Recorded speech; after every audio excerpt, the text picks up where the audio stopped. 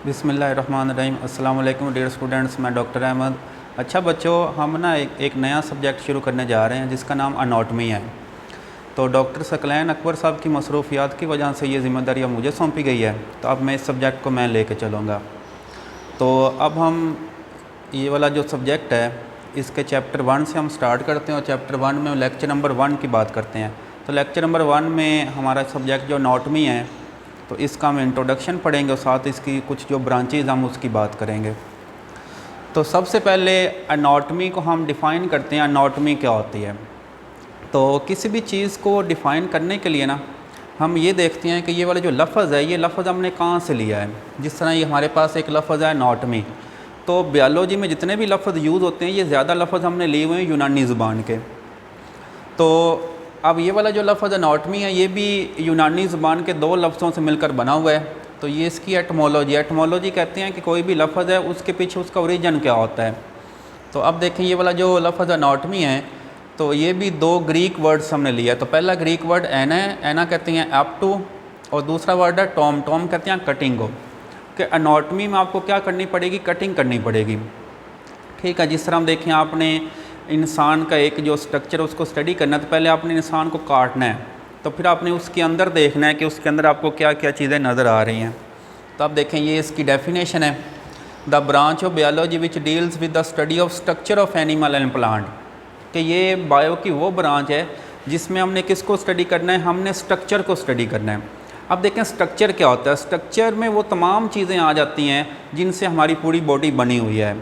जिस तरह हम कहते हैं हमारी जो पूरी बॉडी है उसमें मसल्स आपको नज़र आ रहे हैं, उसमें आपको हड्डियाँ नज़र आ रही हैं, उसमें आपको बॉडी ऑर्गन्स नज़र आ रहे हैं, उसमें आपको ब्लड वेसल नर्व्स नज़र आ रही हैं। तो ये तमाम चीज़ें जिनसे हमारी पूरी बॉडी बनी हुई है, तो ये तमाम चीज़ें किस में आएंगी? स्ट्रक्चर में आएंगी। और इस स्ट्रक्चर की स्टडी को हम किस में स्टडी करेंगे? अनाटमी में। अच्छा, उसके बाद हमारे पास ये वाली जो अनाटमी है इसकी बहुत ज़्यादा इंपॉर्टेंस, और इसकी ज़्यादा इंपॉर्टेंस है भी मेडिकल साइंस में। अब देखें बच्चे, अगर आपने आगे मेडिकल फील्ड में जाना है तो आपने इंजेक्शन लगाने हैं वो पेशेंट्स को। अब देखें जहाँ पे आपने इंजेक्शन लगाना है या जिस मसल में आपको इंजेक्शन लगाना है, तो पहले आपको उस मसल की लोकेशन का पता होना चाहिए कि वो मसल आपकी बॉडी में कहाँ मौजूद है। तो फिर आप वहाँ पे क्या कर सकते हैं? इंजेक्शन लगा सकते हैं। जिस तरह आपने ड्रिप लगानी है किसी को, पेशेंट को, तो अब ड्रिप आपने वो ब्लड वेसल में लगानी है या आर्टरी में लगानी है आपने, तो पहले आपको उस ब्लड वेसल की लोकेशन का तो पता होना चाहिए कि ये ब्लड वेसल बॉडी में कहाँ मौजूद है। ठीक है, तो ये तमाम चीज़ें कि कौन सा मसल कहाँ पे है, कौन सी ब्लड वेसल कहाँ पे हैं, ये तमाम चीज़ें आपको कौन बता रही है? अनाटमी बता रही है। तो इसलिए अनाटमी को स्टडी करना बहुत इंपॉर्टेंट है। और इसके अलावा ये वाली जो अनाटमी होती है ये बहुत सारी बीमारियों की तशखीस होती है उसको डायग्नोज करने में हेल्प कर रही है। जिस तरह हम कहते हैं एक बंदे को खसरा हो गया, तो खसरे की निशानी क्या होती है? कि उसकी बॉडी के ऊपर दाने निकल आते हैं। ठीक है, अब दाने जो निकले हैं बॉडी के ऊपर वो उसके स्ट्रक्चर में चेंज आ गया। ठीक है, या जिस बंदे को हेपाटाइटिस हो गया तो उसकी जो स्किन होगी वो पीली हो जाती है, तो स्किन का पीला होना भी क्या है? ये स्ट्रक्चर में चेंज आ गया। तो ये तमाम चीज़ें किस में आती हैं? अनाटमी में आती हैं। अच्छा, इसके बाद हमारे पास एक और टर्म है जिसको हम कहते हैं ह्यूमन अनाटमी। अब देखें ह्यूमन अनाटमी में हमने सारा कंसर्न ही हमारा किसके साथ होगा? हमारा ह्यूमन के साथ होगा, इंसानों के साथ होगा। Related to structure of human, के ह्यूमन अनाटमी में हमने सारे इंसानों के जो स्ट्रक्चर है उसकी हमने बात करनी है। अच्छा, इसके बाद हम स्टार्ट करते हैं अनाटमी की ब्रांचेस से। तो अनाटमी की जो पहली ब्रांच है उसको हम कहते हैं ग्रॉस अनाटमी, इसको हम मैक्रोस्कोपिक भी कहते हैं। ग्रॉस अनाटमी कहते हैं आपने स्ट्रक्चर को स्टडी करना है with the help of naked eye, मतलब अपनी आंख से आपने स्टडी करना है। ठीक है, जिस तरह आपके पास एक ऑर्गन है जिसको हम हार्ट कहते हैं, दिल है आपके हाथ में, तो आप क्या कर रहे हो? अपनी आंख से दिल को देख रहे हो कोई इसमें कौन कौन सी चीज़ें आपको नज़र आ रही हैं, कौन से खाने नज़र आ रहे हैं, कौन से मसल नज़र आ रहे हैं। ठीक है, तो अगर आप अपनी आंख से उसको स्टडी कर रहे हो तो ये क्या होगा? ये ग्रॉस अनाटमी होगी। The study of structure of body parts with naked eye.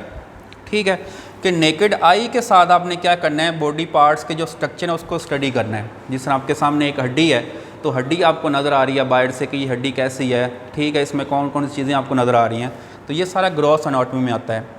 उसके बाद दूसरी ब्रांच है जिसको हम कहते हैं हिस्टोलॉजी। अब देखें हिस्टो हम कहते हैं टिश्यू को हैं, तो ये टिश्यू की स्टडी होती है, the study of structure of tissues. ठीक है, अब देखें हमारी बॉडी में 4 किस्म के टिश्यूज़ होते हैं। एपिथेलियल टिश्यू होते हैं, कनेक्टिव टिश्यू होते हैं, मसल टिश्यू होते हैं और नर्वस टिश्यू होते हैं। तो टिश्यूज़ की स्टडी को हम क्या कहते हैं? हिस्टोलॉजी कहते हैं। उसके बाद हमारे पास जो ब्रांच आती है उसको हम एम्ब्रियोलॉजी कहते हैं। अब देखें ये वाली जो एम्ब्रियोलॉजी है ये डेवलपमेंटल स्टेजेस की स्टडी है कि माँ के पेट में जो बच्चा बन रहा है ना, कि एक जाइगोट से लेके वो पूरा जो बच्चा बन रहा है, उन तमाम स्टेजेस की स्टडी को हम कहते हैं embryology. Study of developmental stages of animals. जिस तरह हम एक फ्रॉग की एग्जांपल ले लेते हैं, हमारे पास एक मेंढक होता है, तो फ्रॉग देखें पहले वो एक एग होता है, अंडा होता है, अंडे से वो एक लार्वा बनता है जिसको हम सिंपल लार्वा कहते हैं। तो सिंपल लार्वा आगे आप कह सकते हैं वो डेवलप होता है टेडपोल लार्वा में, और टेडपोल लार्वा आगे अडल्ट में कन्वर्ट हो रहा है। तो ये देखें एग से लेके वो अडल्ट फ्रॉग बनने तक ये तमाम जो स्टेजेस आई हैं, ये स्टेजेस हम किस में स्टडी करते हैं? एम्ब्रियोलॉजी में।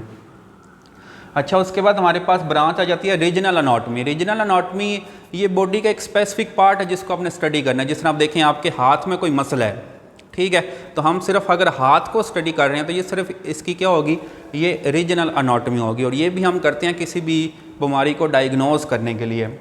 Study of any specific part of body, ठीक है, आप सिर्फ अपने हाथ को स्टडी कर रहे हो या अपने पाँव को स्टडी कर रहे हो जिसमें कोई मसल है, तो ये रीजनल अनाटॉमी होगी।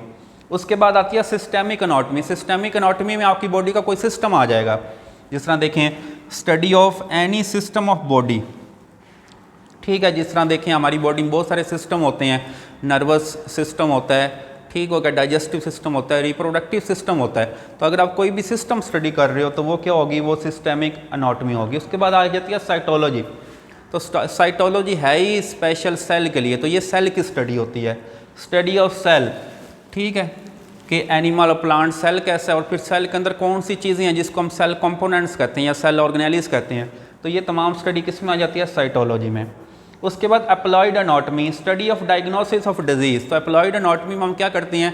बीमारियों की तशखीस करने के लिए हम इसको इस्तेमाल करते हैं। जिस तरह मैंने आपको एग्जांपल दी कि जिस तरह मिज़ल्स खसरा है, तो खसरे में वो बॉडी के ऊपर दाने निकल आते हैं, तो दानों से आपको पता चल जाता है कि इस बंदे को क्या हो गया है, इस बंदे को मिज़ल्स हो गए हैं, ठीक हो गया। और लास्ट पे है क्रॉस सेक्शन एनाटॉमी। तो क्रॉस सेक्शन एनाटॉमी क्या होती है? Study of cross sectional part of body.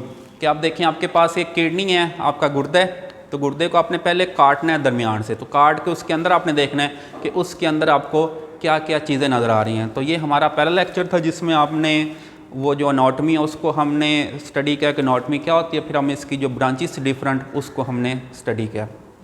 अच्छा बच्चों, ये था हमारा आज का लेक्चर। उम्मीद करता हूँ मेरा लेक्चर आपको अच्छे से समझ आया होगा। अपनी दुआओं में याद रखिएगा। मिलते हैं नेक्स्ट लेक्चर के साथ। अल्लाह हाफिज़।